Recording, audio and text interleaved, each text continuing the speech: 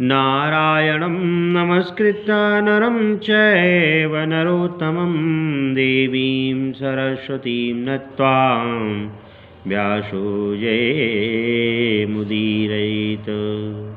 श्रीमन्नारायण नारायण नारायण भजमन नारायण नारायण नारायण राघव नारायण नारायण नारायण श्रीमन नारायण नारायण नारायण।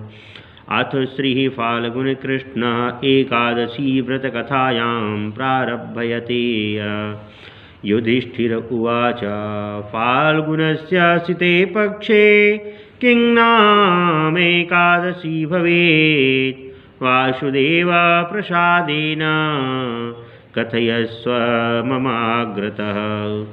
श्रीकृष्ण उवाच कथयिष्यामि राजेन्द्र कृष्णाय फाल्गुनी भवेत् विजयेति च सा प्रोक्ता कर्तारां जयदा सदा।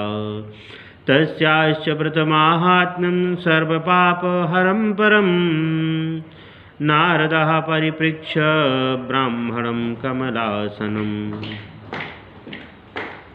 युधिष्ठिर बोले कि फाल्गुन कृष्ण एकादशी का क्या नाम है, सो कृपा करके मुझसे कहिए।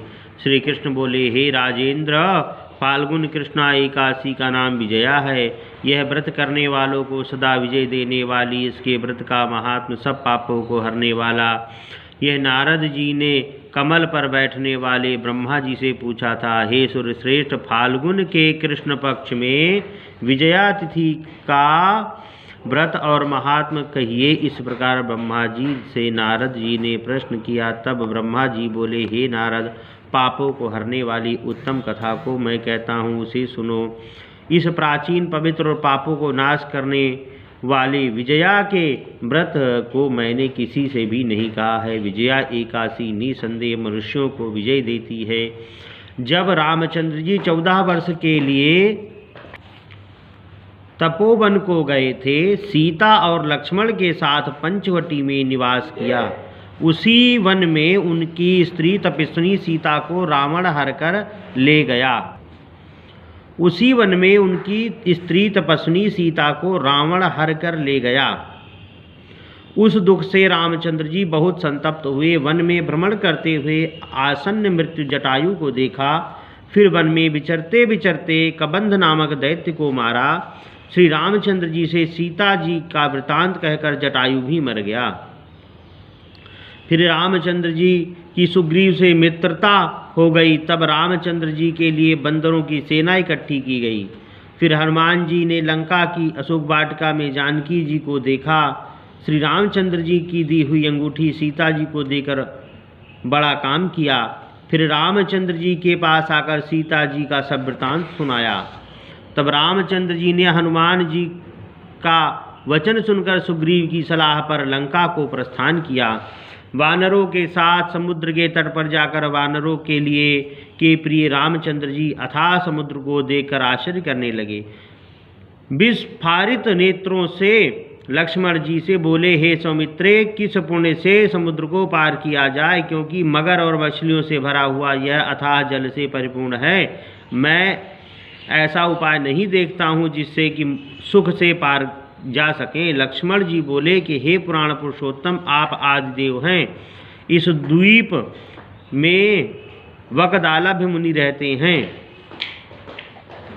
हे राघव, यहाँ से 2 कोस उनका आश्रम है। हे रघुनंदन, उन्होंने बहुत से ब्रह्माओं को देखा है।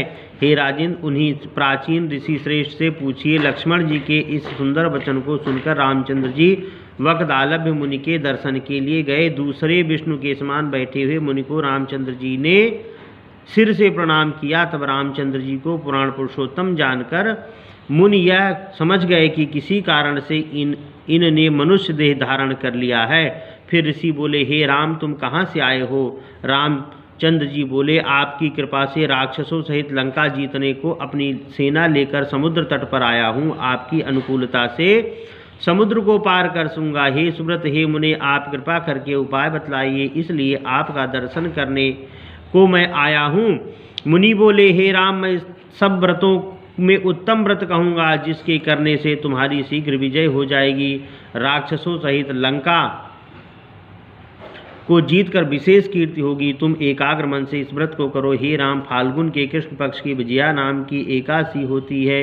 इसका व्रत करने से तुम्हारी जीत होगी और निसंदेह वानरों समेत समुद्र को पार कर जाओगे। हे राम, इस व्रत की फलदायक विधि को सुनिए। दशमी के दिन सोना, चांदी, तांबा अथवा मिट्टी का कलश बनावे।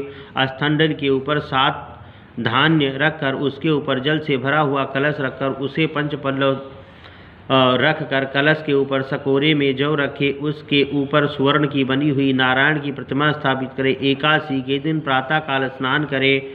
उस कलश के ऊपर नारियल रखकर नारायण की मूर्ति से गंध, पुष्प, धूप, दीप, अनेक प्रकार की नैवेद्य और अनार से भक्ति भाव से पूजन करे और दिन को व्यतीत करे। मूर्ति के सन्मुख रात को जागरण करे। द्वादशी के दिन सूर्य उदय होने पर नदी, सरोवर अथवा जलाशय के पास उस जल कलश को ले जाकर विधि पूर्वक पूजन करे। हे राजेंद्र, मूर्ति समेत उस कलश को विद्वान ब्राह्मण को दान कर दे, उसके साथ महादान देवे। हे राम, इस विधि से सेना सहित यत्न पूर्वक इस व्रत को करो, इससे तुम्हारी विजय होगी।